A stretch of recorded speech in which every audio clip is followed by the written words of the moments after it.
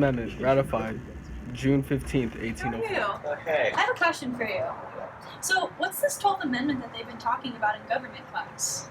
I have no idea. Do you know who might have an idea? Kyle. Kyle.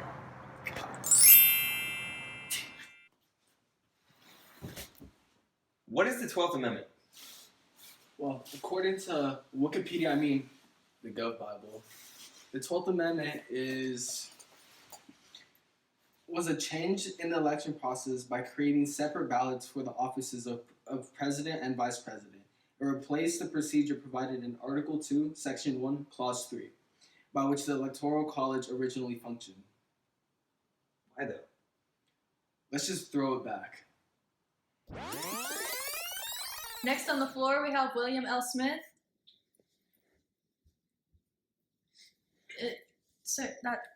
The floor. No. Yeah, on the floor.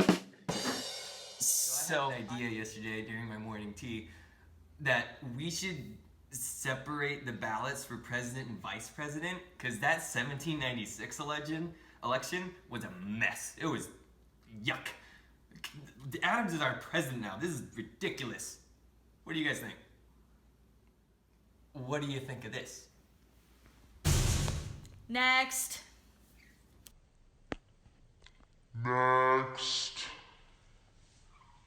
So if William Smith was blown off, how was it ever ratified? Well, it was kind of forced to be revisited because of the election of 1800 between Jefferson and Burr, because they had a tie between the electoral votes of 73. So we got the same amount of votes. Now we gotta settle this. You know what? We're gonna settle this right now.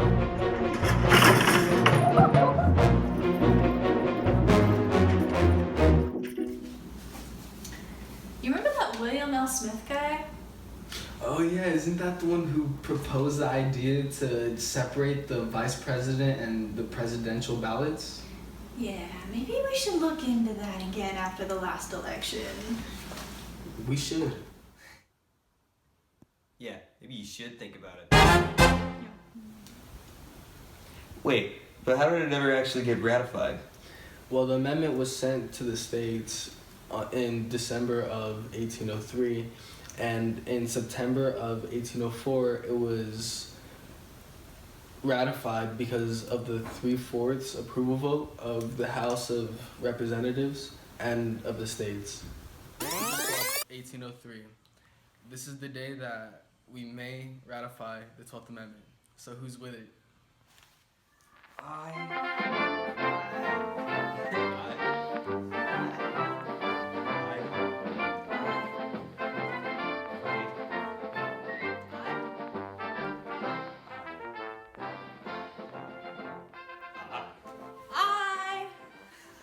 Secretary of State James Madison declared that the 12th Amendment has been ratified by 3/4 of the state. But why did it matter that they tied in the election of 1800? Man, I'm the wrong person to ask now. I'm just the wrong person. Let me get in, my friend. Come here. What's up?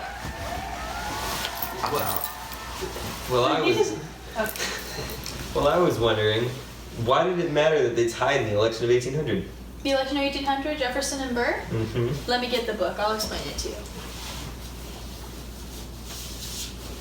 Okay, so the problem in the election of 1800 is that Jefferson and Burr both received 73 electoral votes.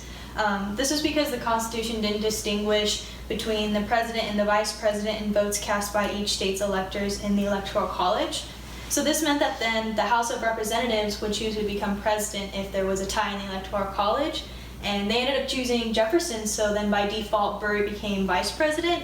But this pointed out the problems with the electoral system. Oh. Does that kind of help? Yeah. So after a day of thinking and a change of clothes, was the 12th Amendment a good idea?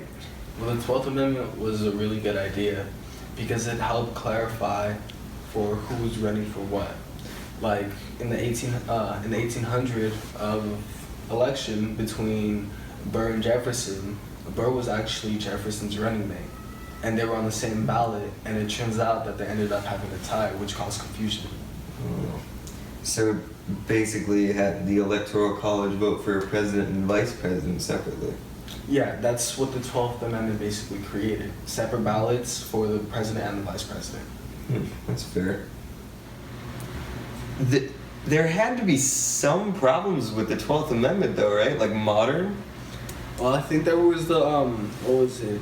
It was the one Supreme Court case of Gore v. Bush. I think it was in like 2000. Maybe. Let's look back at that. I want to recount. No. 4K no. It would violate the Equal Protection Clause of the 14th Amendment, and 5 out of 4 of the U.S. Supreme Court justices vote against you. Denied.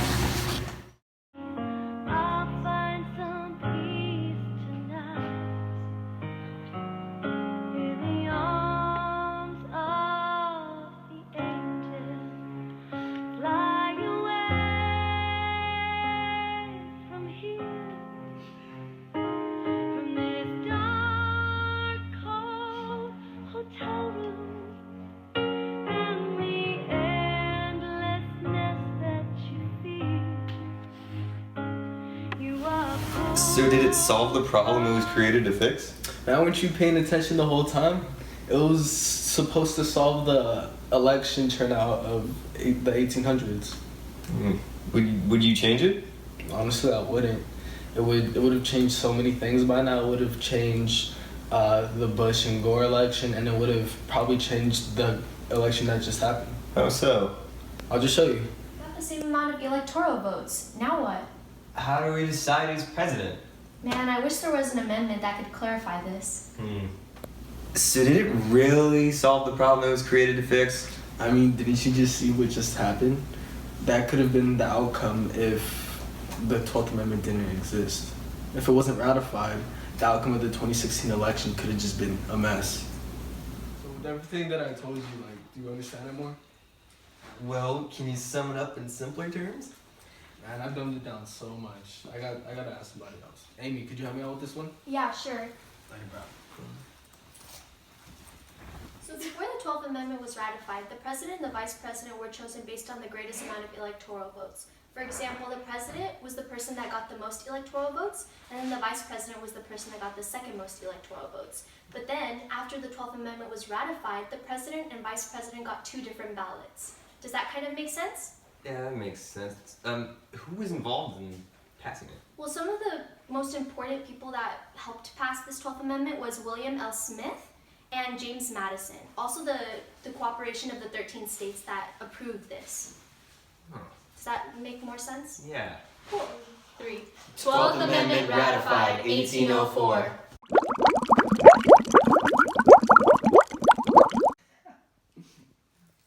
Just think of dead puppies. So, Mr. Anderson, how do you feel about the 12th Amendment?